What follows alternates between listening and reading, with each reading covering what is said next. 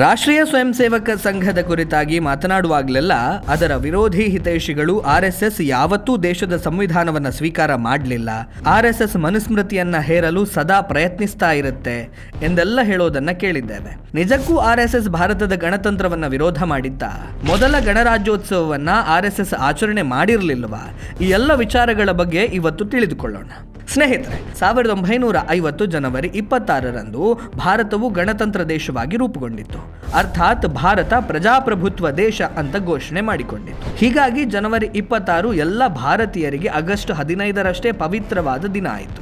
1950ರ ಜನವರಿ 26ರಂದು ಭಾರತ ದೇಶವು ತನ್ನ ಮೊದಲ ಗಣರಾಜ್ಯೋತ್ಸವವನ್ನು ಆಚರಣೆ ಮಾಡಿತು. ಭಾರತದ ಈ ಉತ್ಸವವನ್ನ ಇಡೀ ದೇಶ, ಹಾಗೆಯೇ ಆರ್ಎಸ್ಎಸ್ ಕೂಡ ತನ್ನದೇ ರೀತಿಯಲ್ಲಿ ಆಚರಣೆಯನ್ನ ಮಾಡಿತ್ತು. ಭಾರತದ ಮೊದಲ ಗಣರಾಜ್ಯೋತ್ಸವವನ್ನ ಆರ್ಎಸ್ಎಸ್ ಹೇಗೆ ಆಚರಣೆ ಮಾಡಿತ್ತು?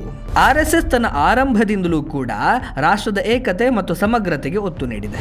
ಭಾರತದಲ್ಲಿ ಸಂವಿಧಾನ ಜಾರಿಗೆ ಬಂದಾಗ, ದೇಶವು ಸಾರ್ವಭೌಮ ಗಣರಾಜ್ಯವಾಗಿ ಪರಿವರ್ತನೆಗೊಂಡಾಗ ಆರ್ಎಸ್ಎಸ್ ಈ ಮಹತ್ವದ ಸಾಧನೆಯನ್ನ ಹೃದಯಪೂರ್ವಕವಾಗಿ ಸ್ವೀಕಾರ ಮಾಡಿತು. ಆರ್ಎಸ್ಎಸ್ ದೇಶದಾದ್ಯಂತ ಗಣರಾಜ್ಯೋತ್ಸವದ ಆಚರಣೆಯನ್ನ ತನ್ನದೇ ಆದ ವಿಭಿನ್ನ ಶೈಲಿಯಲ್ಲಿ ಮಾಡಿತ್ತು. ಅದರಲ್ಲಿ ಒಂದೆರಡು ಅಂಶಗಳನ್ನ ಮಾತ್ರ ಇವತ್ತು ಹೇಳುವ ಪ್ರಯತ್ನವನ್ನ ಮಾಡ್ತಾ ಇದ್ದೇವೆ. ದೇಶದ ಗಣರಾಜ್ಯೋತ್ಸವದ ಮುನ್ನಾ ದಿನ ಅಂದರೆ ಜನವರಿ 25ರಂದು ಆಗಿನ ಸರಸಂಘ ಚಾಲಕರಾದ ಶ್ರೀ ಮಾಧವ ಸದಾಶಿವ ಗೋಳ್ವಳ್ಕರ್ ಅವರು ಬೇರೆ ಬೇರೆ ಸಿದ್ಧಾಂತಗಳ ಸಾವಿರಾರು ಜನರು ಭಾಗವಹಿಸಿದ್ದಂತಹ ಬೃಹತ್ ಸಭೆಯೊಂದನ್ನು ಉದ್ದೇಶಿಸಿ ಮಾತನಾಡಿದರು. ಈ ಸಭೆಯಲ್ಲಿ ಇಂದು ನಾವೇ ರಚಿಸಿದ ಸಂವಿಧಾನವನ್ನು ಅಂಗೀಕರಿಸಲಾಗಿದೆ ಮತ್ತು ಬ್ರಿಟಿಷ್ ಕಾಮನ್ವೆಲ್ತ್ನೊಂದಿಗಿನ ಸಂಬಂಧಕ್ಕೆ ಅಂತಿಮ ಮುದ್ರೆಯನ್ನು ನೀಡಲಾಗಿದೆ. ಅಶೋಕ ಚಕ್ರವು ಬ್ರಿಟಿಷ್ ಕಿರೀಟವನ್ನು ತೆಗೆದುಹಾಕಿ ರಾರಾಜಿಸ್ತಾ ಇದೆ. ಈ ಮೂಲಕ ನಾವು ಪೂರ್ಣ ಸ್ವತಂತ್ರರಾಗಿದ್ದೇವೆ ಅಂತ ಹೇಳಿದರು. ಜನವರಿ 26ರ ಬೆಳಗ್ಗೆ ಆರ್ಎಸ್ಎಸ್ ಕಾರ್ಯಾಲಯದಲ್ಲಿ ಶ್ರೀ ಗುರೂಜಿಯವರು ಧ್ವಜಾರೋಹಣ ಮತ್ತು ವಂದನೆ ಸಲ್ಲಿಸಿದ ನಂತರ ಸ್ವಯಂ ಸೇವಕರನ್ನ ಮತ್ತು ನಾಗರಿಕರನ್ನ ಉದ್ದೇಶಿಸಿ ಭಾಷಣ ಮಾಡಿದರು. ಆರ್ಎಸ್ಎಸ್ನ ದೆಹಲಿ ಕಾರ್ಯಾಲಯದಲ್ಲೂ ಕೂಡ ಗಣರಾಜ್ಯೋತ್ಸವವನ್ನು ಆಚರಿಸಲಾಗಿತ್ತು. ಈ ಕಾರ್ಯಕ್ರಮದಲ್ಲಿ 1000ಕ್ಕೂ ಹೆಚ್ಚು ಸ್ವಯಂ ಸೇವಕರು ಭಾಗವಹಿಸಿದರು. ಆಗಿನ ದೆಹಲಿ ಪ್ರಾಂತ ಸಂಘ ಚಾಲಕರಾದ ಲಾಲಾ ಹಂಸರಾಜ್ ಗುಪ್ತಾ ಅವರು ರಾಷ್ಟ್ರಧ್ವಜಾರೋಹಣ ಮಾಡಿದರು.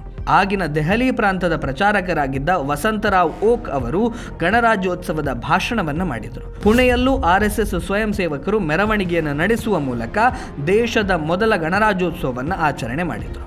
ಇಂದೋರ್ನಲ್ಲಿ ಆರ್ಎಸ್ಎಸ್ ಸ್ವಯಂ ಸೇವಕರು ದೇಶದ ಮೊದಲ ಗಣರಾಜ್ಯೋತ್ಸವವನ್ನು ವಿಭಿನ್ನ ರೀತಿಯಲ್ಲಿ ಆಚರಣೆ ಮಾಡಿದರು. ಭಾರತೀಯ ಗಣರಾಜ್ಯೋತ್ಸವದ ಗೌರವಾರ್ಥವಾಗಿ ಇಂದೋರ್ನ ಸುಭಾಷ್ ಚೌಕದಲ್ಲಿ ಚಾಂದನಿ ಬೆಳದಿಂಗಳ ಊಟ ಕಾರ್ಯಕ್ರಮವನ್ನು ಆಯೋಜನೆ ಮಾಡಿದರು. ಈ ಕಾರ್ಯಕ್ರಮದಲ್ಲಿ 2000ಕ್ಕೂ ಹೆಚ್ಚು ಜನರು ಪಾಲ್ಗೊಂಡಿದ್ದರು. ಸ್ವಯಂ ಸೇವಕರು ಮನೆಯಿಂದಲೇ ರಾತ್ರಿಯ ಭೋಜನವನ್ನು ತಯಾರಿಸಿ ತಂದು ಸಹಭೋಜನವನ್ನು ಮಾಡಿದರು. ಈ ಮೂಲಕ ಗಣರಾಜ್ಯೋತ್ಸವದ ದಿನವನ್ನ ಜಾತೀಯತೆಯನ್ನು ಹೋಗಲಾಡಿಸುವ ದಿನವಾಗಿ ಅರ್ಥಪೂರ್ಣವಾಗಿ ಆಚರಣೆ ಮಾಡಿದರು.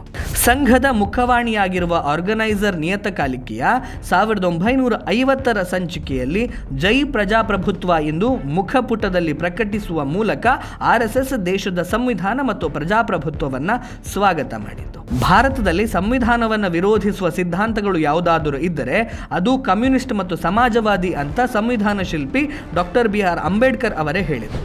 ಆದರೆ ಕಮ್ಯುನಿಸ್ಟರು ಬೊಟ್ಟು ಮಾಡಿದ್ದು ಆರ್ಎಸ್ಎಸ್ನತ್ತ. ಕೋತಿ ತಾನು ಮೊಸರು ತಿಂದು ಮೇಕೆ ಮೂತಿಗೆ ಒರೆಸಿತು ಎನ್ನುವ ಗಾದೆ ಮಾತು ಇದೆಯಲ್ಲ, ಹಾಗೆ. ಸ್ನೇಹಿತರೆ, ಇದಿಷ್ಟು ವಿಷಯ. ಮುಂದೆ ಮತ್ತೊಂದು ವಿಷಯದ ಜೊತೆಗೆ ನಿಮ್ಮ ಮುಂದೆ ಬರ್ತೇನೆ. ಅಲ್ಲಿಯವರೆಗೆ ನಮಸ್ಕಾರ.